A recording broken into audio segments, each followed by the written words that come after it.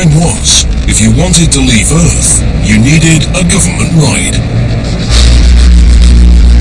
But that's about to change, thanks to a billionaire's dream. Space tourism. Like astronauts, tourists will need a place to depart from. Not an airport, but a spaceport. I don't think this particular design has ever been built before anywhere in the world. So where in the world do they build it? Welcome to Spaceport America. Quite the challenge.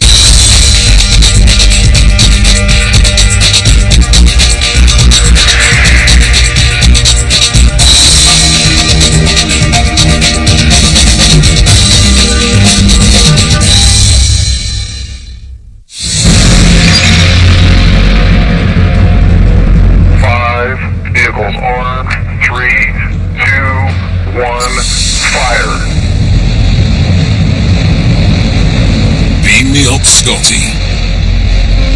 But this time, Scotty's the one being gone. The ashes of Star Trek actor James Doohan head for the final frontier. The area of maximum dynamic pressure on it. So did the ashes of Gordon Cooper, one of America's first pioneers in space. The widows of those two gentlemen were there and actually pressed the firing button next to me in the Launch Control Center. After 5 minutes in space, the rocket returns to Earth, near the very spot where visionaries foresee a whole new way of travel. Spaceport America, the world's first spaceport built from scratch. With a launch pad for vertical takeoffs, like Scotty's reusable rocket, and a runway for planes to take you into space. It works like this. A mothership called White Knight will climb 15 kilometers, then release the spaceship.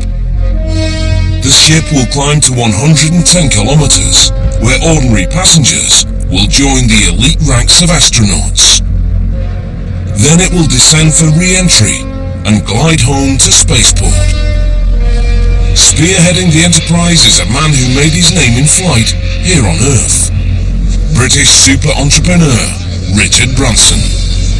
In all, nearly $500 million has been fronted for a venture out of this world. For 50 years, we've had a situation in which only astronauts could go to space. Less than 500 people have been to space. And Virgin Galactic is going to fly more than that in the first year of operation. Well, basically, it's airline-type operations. So basically, the way you run an airline, we can apply that to space. Because for the past 30, 40 years, we're used to the perceptions of NASA and going into space, that you need a giant government bureaucracy with armies of people to go to the moon and things like that. Spaceport's first passengers won't need a big bureaucracy, just a big wallet. Those trips to space are not cheap. Round-trip fare, $200,000 for a 2-hour flight. But the sky-high cost is expected to come down to Earth. And as the market expands, so will the destinations. Including point-to-point suborbital space flights. So rather than going from Spaceport America straight up and back down, you would go from Spaceport America to Singapore, or Spaceport America to Sweden, or other destinations. You'll be able to do that in an hour or less. A revolution in travel. Spaceport is looking for the perfect place to break ground. And they think they found it, in the middle of nowhere. Virgin Galactic has set up its world headquarters here in New Mexico. And riding on the inaugural commercial flight will be Branson, Virgin's CEO.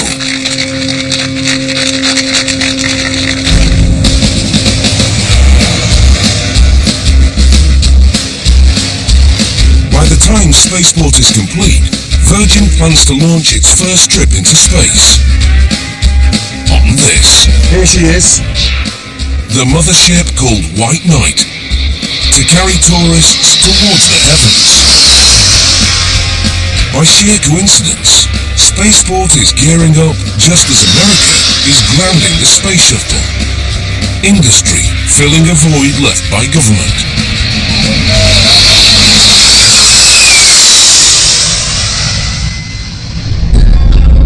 Where the next frontier begins is where the last frontier ended. Here, progress took a detour, but that's exactly why Spaceport wants it. It's 40 kilometers to the nearest town. Clear land and clear skies. In Florida, tropical storms force NASA to cancel launches. But here, they can fly up to 28 days out of 30. There's another reason why we chose New Mexico. The first ever film taken of the planet Earth from space was taken from a V2. But it was so top secret at the time, nobody ever saw it. But it was here that happened. It didn't happen in Florida, it didn't happen in Texas, it happened in New Mexico. This is really the birthplace of American spaceflight. Marked back home, Robert Goddard moved in 1930 from New England to New Mexico and became the father of modern rocketry. Then came Werner von Braun, the father of the Nazis' V2 rockets. After the war, he fathered America's space program.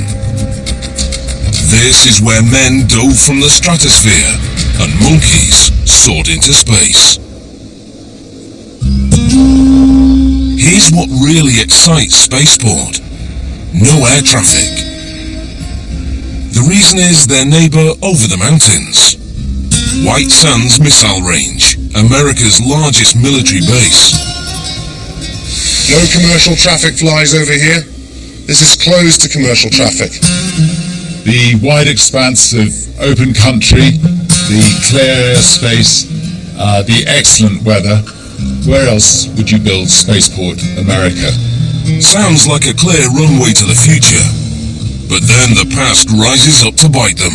I married in 1949. Ben, my husband, lived next door. Then he asked me to come to Ingle and cook beans, and I've been here ever since. Jane Kane controls a big chunk of land needed for Spaceport, including the very runway. And for all of Branson's billions, Jane won't budge. 4 generations have worked the ranch.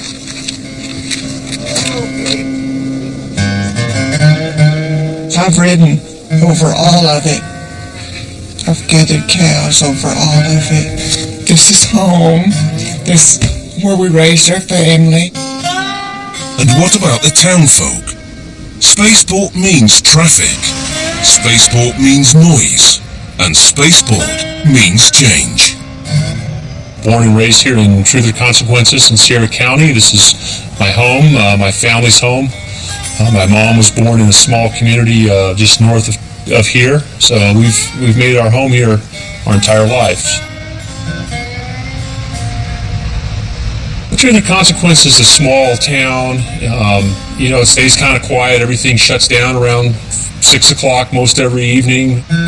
If Spaceport comes roaring in, the town will never be the same. But in the end, economics trumps tradition. We've been a sleepy little community for a lot of years. And the Spaceport offers us that one shot, a new promise, a new future for economic development. I'm just so excited for what's going to happen to the kids that are growing up here now to really believe space and engineering and high tech and mathematics can really be a part of their future. Truth or Consequences was named for a popular game show. Now the town is in the running to become one of 2 gateways to Spaceport, along with this town. Population under 1,200. That's not even 2 fully booked Airbuses.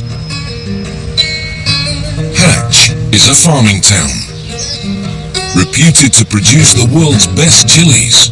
But right now, Hatch is hot for work. Spaceport could create more than 2,000 jobs, more than the entire population of Hatch.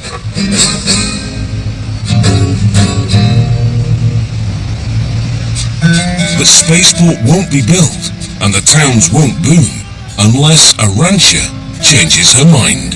When they first started talking Spaceport, we were sure against it. Once again, economics beats tradition. Ben had some sickness, and he had a drought, and he had to sell his cows, and the Spaceport sounded a lot better to him.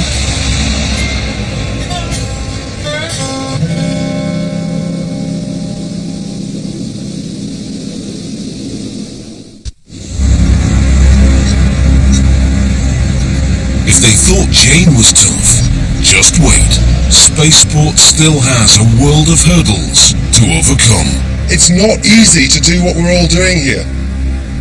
And it's not going to be easy. For starters, they've designed a futuristic terminal to match their far-sighted dreams. But no one's actually built anything like it. And Spaceport's biggest asset is also its biggest drawback. Location. If this was being built in the middle of a city, it would have been quick and easy. But it's so far out that that's been the big issue.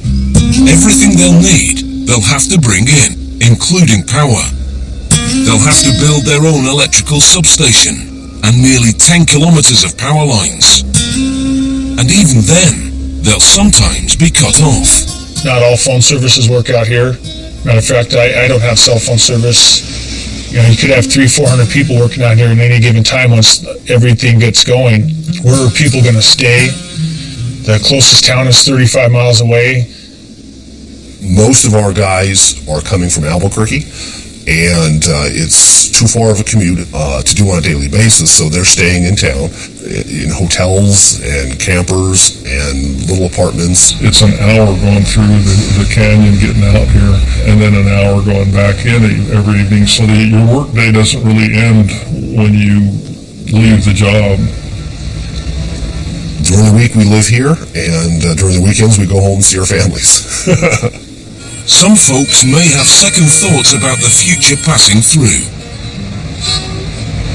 Just bringing what they need to pour concrete will take 12,000 truckloads. That's more trips than residents. They're asking for some alternate routes. Given where the site is, there's not a whole lot of alternate routes out here. And the streets weren't designed for construction in the first place. The road system out here is pretty narrow because it's mostly been used for livestock, and I mean it's just the ranchers moving around out here. We will be using equipment that's by itself 12 foot wide. Some of the pieces of equipment we'll be bringing in are even wider than that. In fact, this equipment is for building a road. Spaceport is so remote, they have to pave 20 kilometers just to reach the construction site.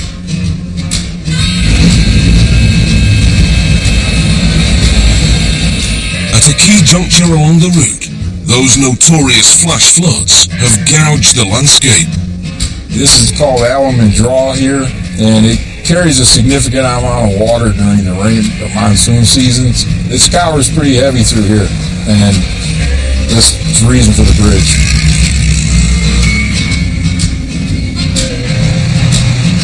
The bridge is made of mammoth precast segments, each weighing up to 60 tons. And it was a nervous ride getting them here. Between the front of the truck and the tail end of the load was close to 200 feet.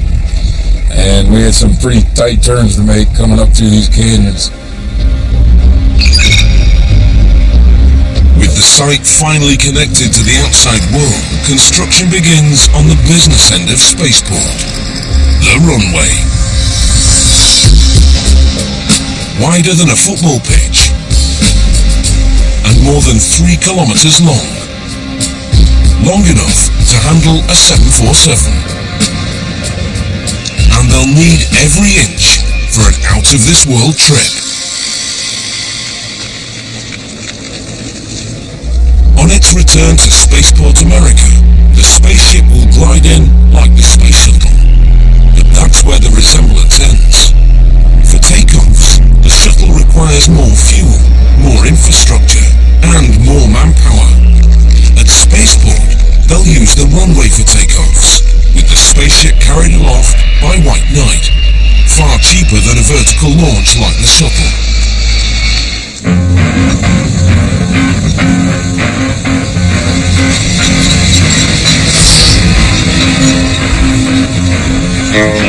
The runway's so long, they have to divert a country road.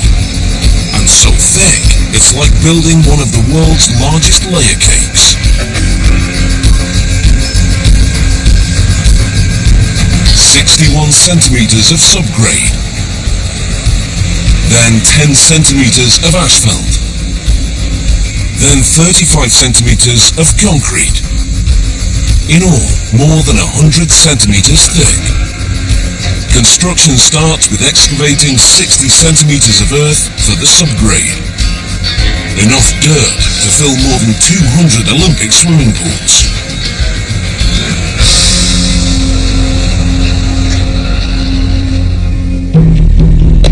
Before a blade touches the earth, the past rears up again. Deeper than the layers of the runway lie the strata of history, and archaeologists have to survey every inch.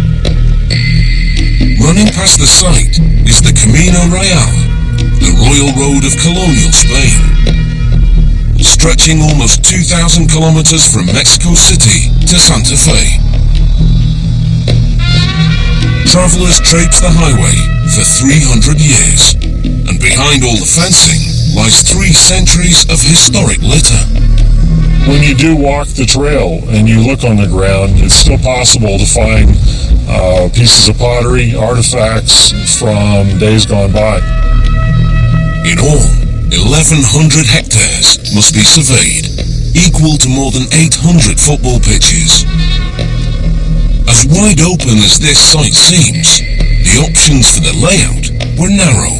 If we went much further to the west, we got into more of the cultural resource areas that we were trying to avoid. Obviously, with the power lines to the east, we couldn't go much further east.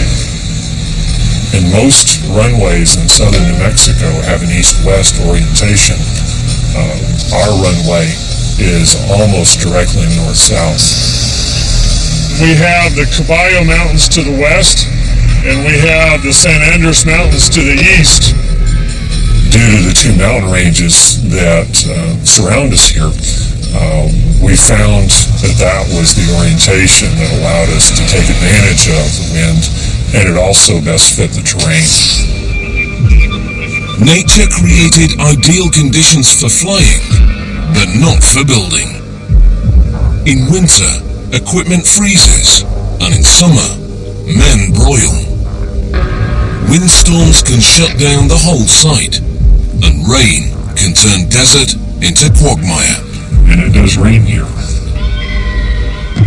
When we have rain, we have a lot of rain. We're famous out here for having a lot of flash floods. You can receive half an inch to an inch of rain in the nearby foothills. The water doesn't penetrate very deep into the ground. And within an hour, you can have a foot or 2 or more of water running through some of these arroyos.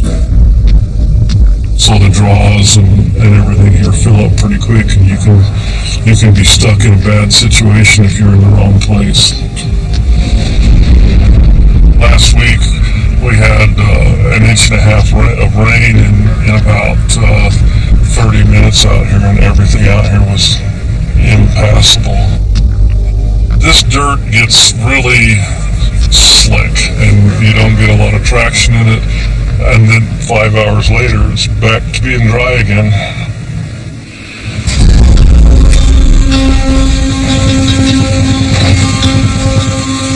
On the east side of the runway, rainwater will drain off naturally, but here on the west side, water will just pool. This conduit will carry the water from west to east. But in the arid high desert, dry is the norm. The biggest challenge actually has been the water. We need water. We need a lot of water on this job. It's the vital resource because they need water for everything. To drink, to flush, to control the dust. You would think in a remote area like this that dust wasn't that big of a deal, but we have concerns with the ranchers that run cattle on this, and you notice there's not a lot of real good vegetation for the cattle to eat, and I'm assuming that they don't like dirt in their food like we are. So. Most of all, they need water for construction itself. Rule of thumb on earthwork is you use anywhere from 40 to 60 gallons per cubic yard of dirt to be able to achieve the proper compaction and moisture contents. The formula for concrete is if you don't have water, you don't have concrete. So without water, you're just not going to be building anything. That's a 10,000 gallon water wagon. About 10 minutes to lose that load. That stuff disappears pretty quick.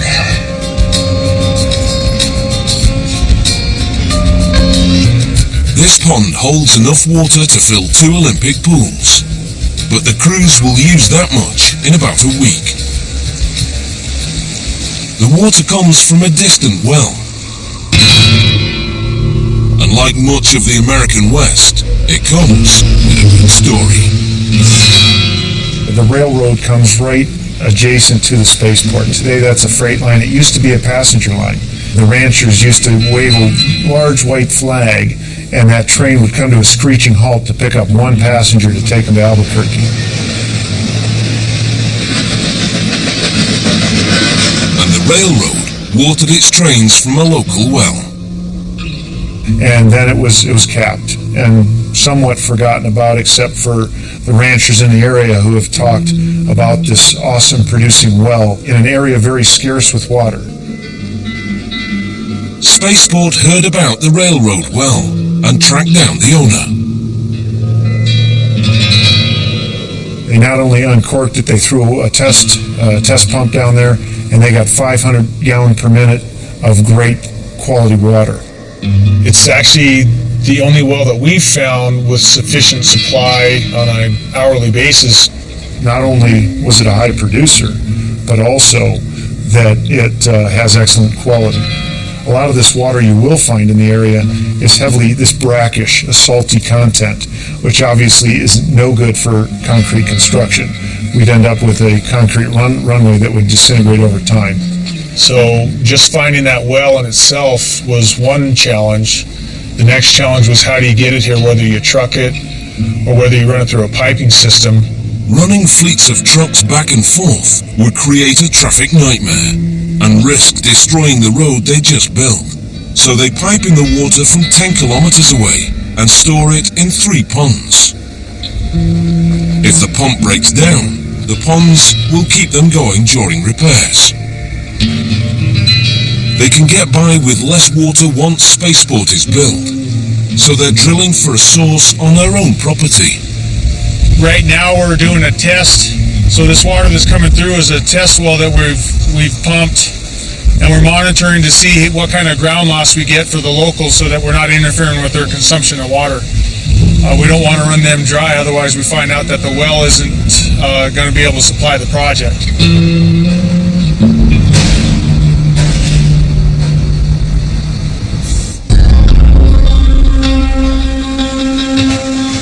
As Spaceport rises, the water table will indeed fall. Contractors will have to truck water to ranches before the table finally recovers.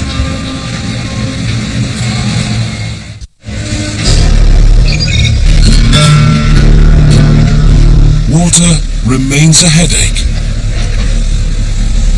We came out this morning and found the tires down on one of our water wagons, so we're only operating on one, and so everything that one is doing is all now devoted to dust control today. The culprit may be a construction hazard unique to this part of America. Mesquite thorns, 5 centimeters long and sharp as a tack. it's a $6,000 setback, the cost of one tyre, and half a day to fix.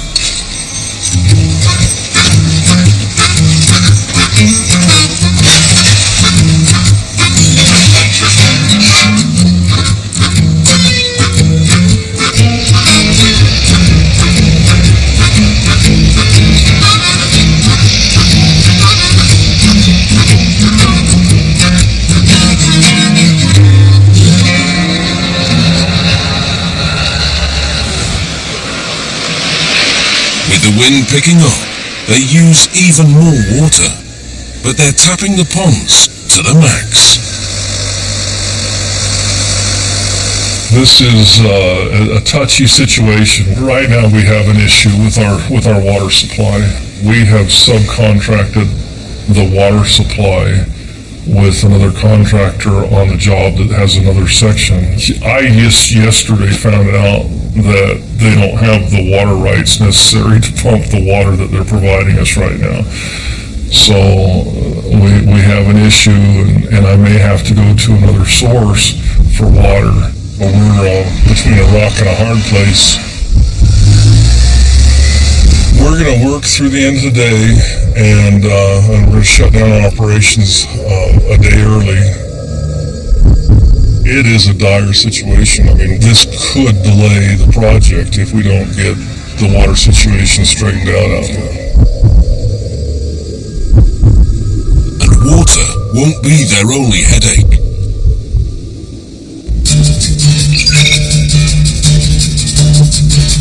Spaceport America enters its 6th month of development. They've managed to secure rights to the water, so crucial to construction.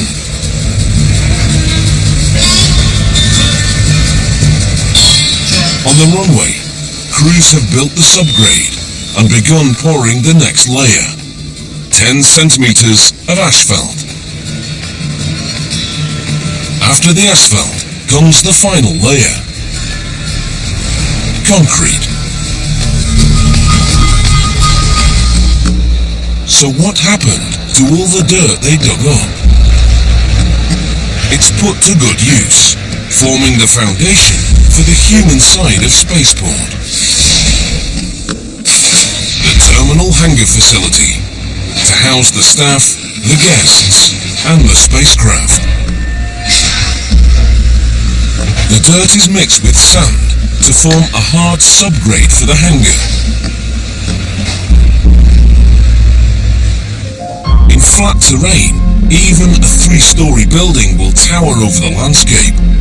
As with any new high-rise, some neighbours object to the view. 11 indigenous tribes have ties to the land, and they worry that a vista centuries old will be ruined. The architects responded with an ingenious solution: blending in. Now you see it, now you don't. Even on the exposed side, the roofline undulates like the mountains to further blend in.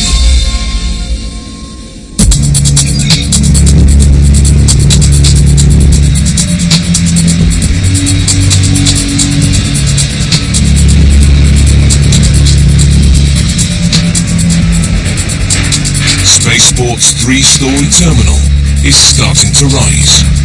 These towers form wells for the stairs and elevators, but they serve an even bigger role, holding up the mammoth roof the architects designed. This is the core of the structure, absolutely. At Spaceport America, Mike Bradley is in charge of building a terminal like no other.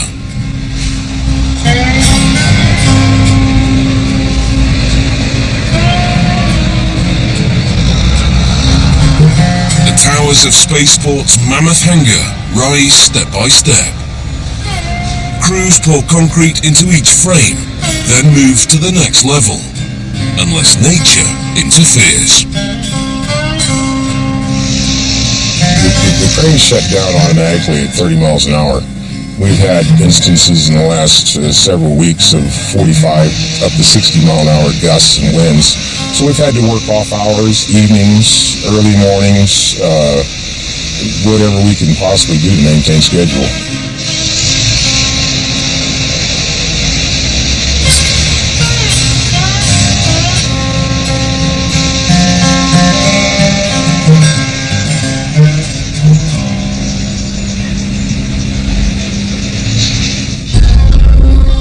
Meanwhile, other structures make headway. A plant to treat wastewater, and a huge tank to hold water, fed finally by their own source. We have an entire well field that is being developed for Spaceport America, and those wells will supply the terminal hangar facility with domestic water directly. The water is partly for plumbing and partly for safety. Where there's fuel, there could be fire, and 5 million litres will be ready.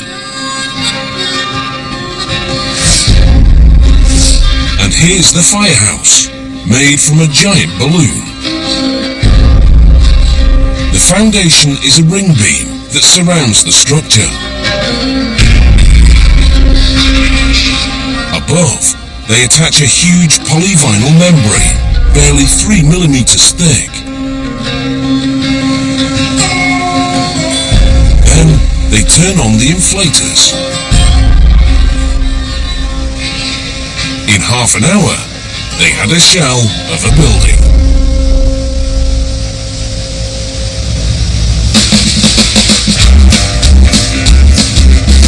To make the shell rigid, polyurethane foam was sprayed onto the membrane. Then rebar was attached to form a foundation for the concrete, just like on the runway.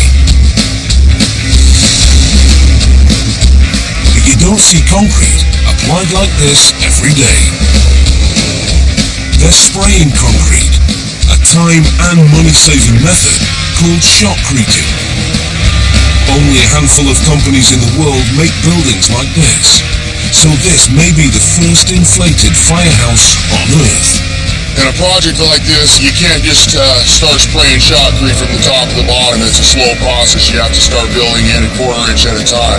Right now we have about a 6 to 8 inch base, all the way up to about a 1 inch layer of shotcrete up to the top or the center of the shell. Once we get through that process, we'll be able to continue to build out until we hit our full depth. Layer by layer, the shell gains strength. Once we hit our full depth, we'll begin to open the openings, cut everything out, and the building will, at that point, take its true shape and true form of what it's supposed to look like. Like this sample.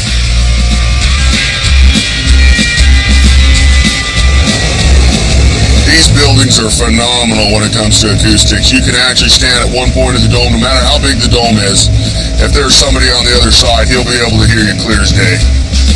The word Spaceport's dreads hearing is fire. But fire engines will be standing here just in case.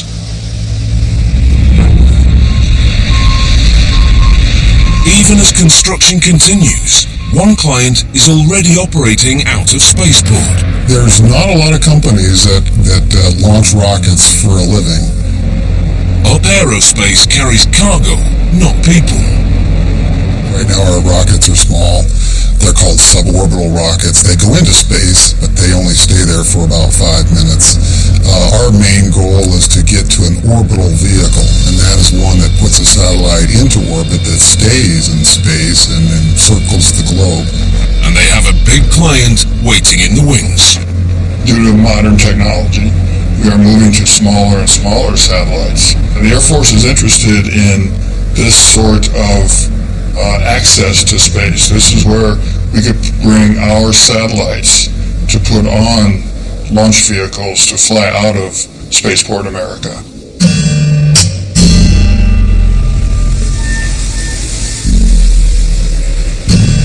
After 2 months, the terminal's taking shape. The stairwells that support the entire structure are complete. The next step on the level we're standing on is to pour the concrete deck so we can work at the level below and above us. We'll follow that with the roof trusses, starting at the north, working to the south. We've got two-piece trusses that are each 190 feet long, need to be joined in the middle. That'll be the most critical part of the job.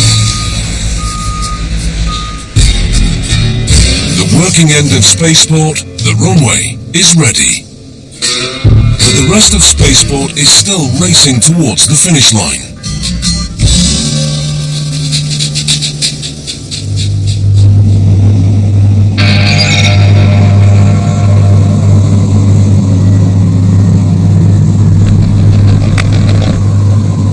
One year since construction began, and what a difference.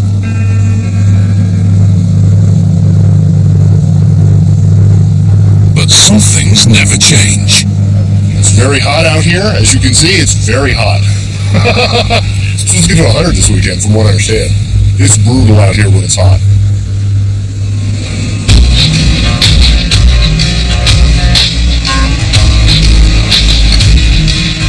In the firehouse, they're cutting bays for the trucks. Like the hangar, this building towers above the terrain. From the center shell to the top of the highest point of the dome, it's about 32 feet. But like the hangar, it'll blend in. At the terminal, one man shoulders a heavy burden, the roof line. This is probably the most complicated project I've ever been on, and the most amazing. I don't think this particular design has ever been built before anywhere in the world, so it's quite the challenge. This is a mock-up of the upper roof on the Spaceport. We have a stainless steel bullnose that goes completely around the border of the building. It's like a great big pie, if you will, and it goes around on a radius, so every part is cut on that radius angle, and the two sides are mirror images of each other. It's very complicated because the roof actually goes up and down, and this metal, as you know, doesn't bend very easily, so these parts are actually made to fit those bends. So they'll all come out numbered. It'll be like a puzzle that you put together. A jumble of prefab puzzle parts will make up the entire roof. Some parts have less than 3 millimeters of wiggle room, so Mark has to ensure they'll fit. And this one doesn't. It should get smaller as it goes toward the building. This is the outside of the building. This will be going in toward, the window and the inside of the building, and they need to be tapered to get that pie shape. And we'll work that out with the metal company before they actually start sending parts out, so we aren't delayed when the project begins. Just get the bugs out. I can't wait to get started. I gotta get this mock-up done first, though. Pressure's always on in construction. The start date can change and get later, but the end date never changes.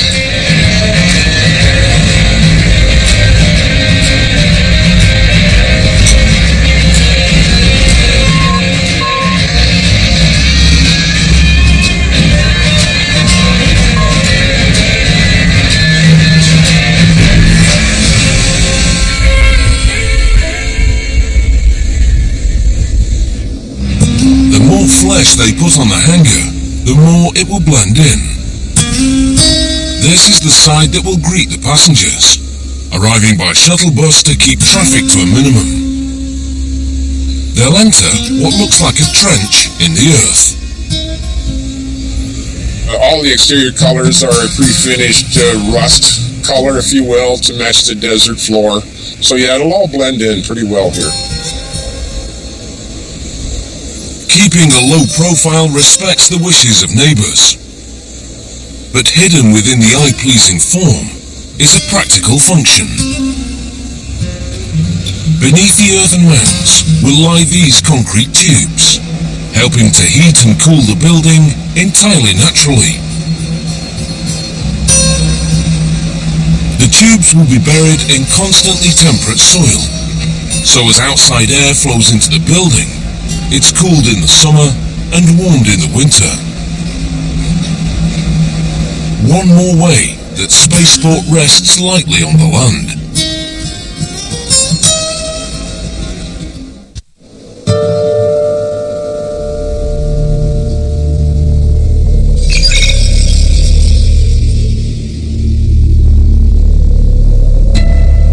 The last year of construction.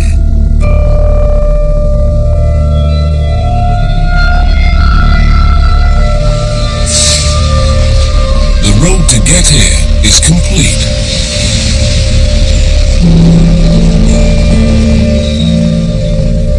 The firehouse just needs finishing touches. And flesh appears on the terminal skeleton.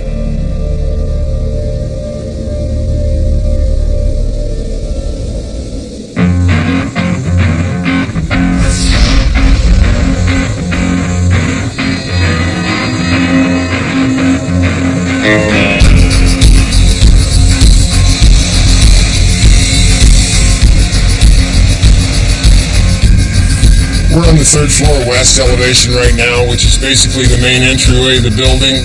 Portable heaters in here so we can continue working through the winter.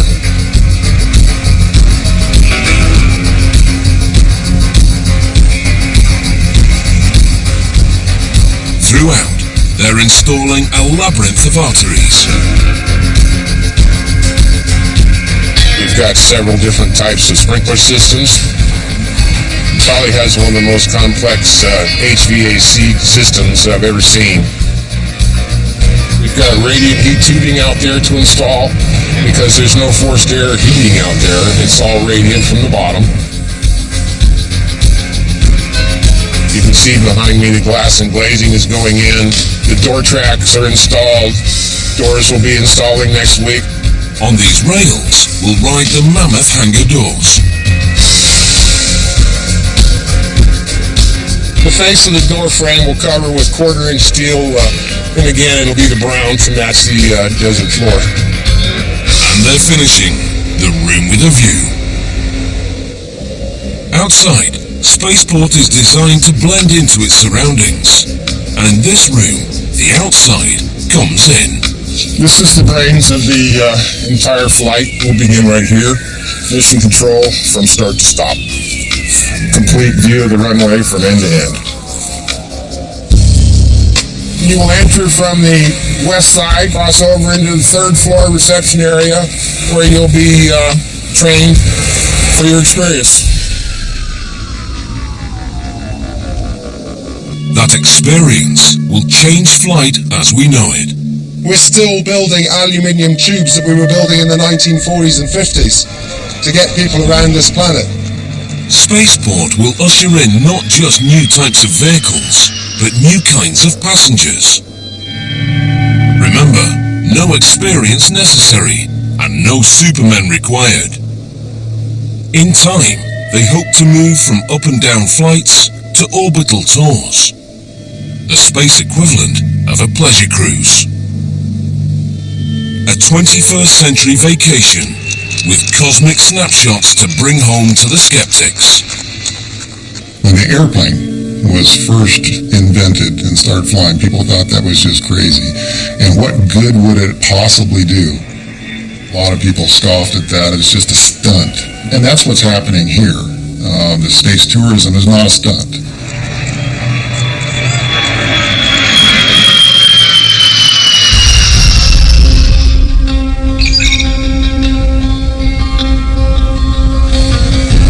Spaceport enters the home stretch. The hangar now glows with a glass facade, custom made in Germany.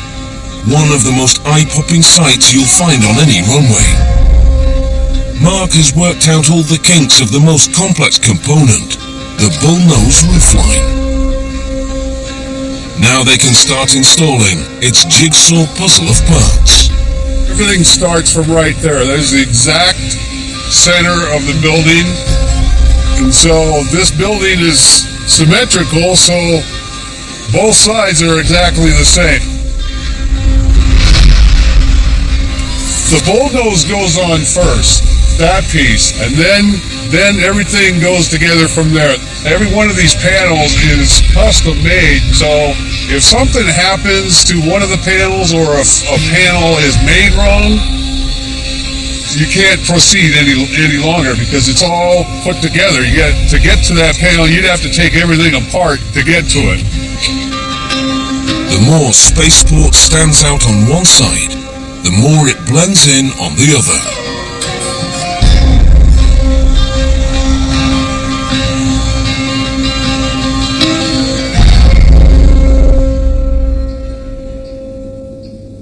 When we showed up and started the project and we were going to build this spaceport thing, it's kind of neat, but you're standing in the middle of a mesa with nothing but jackrabbits and mesquite. So at first we just thought spaceport, well, pie in the sky. Now that we're seeing it actually come together, I get even more excited about what's taking place here. It's tough to not develop an emotional bond with what you're building. It'll be a little sad to leave it and have to go somewhere else. I'm looking forward to coming back years later and show my kids what we did.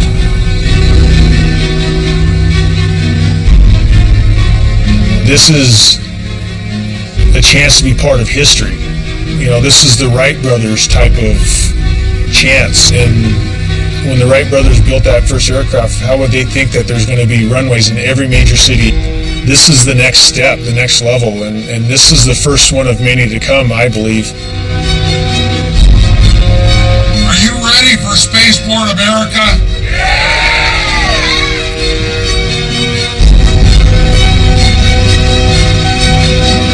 It's the future, and it's kind of nice to be a part of the future.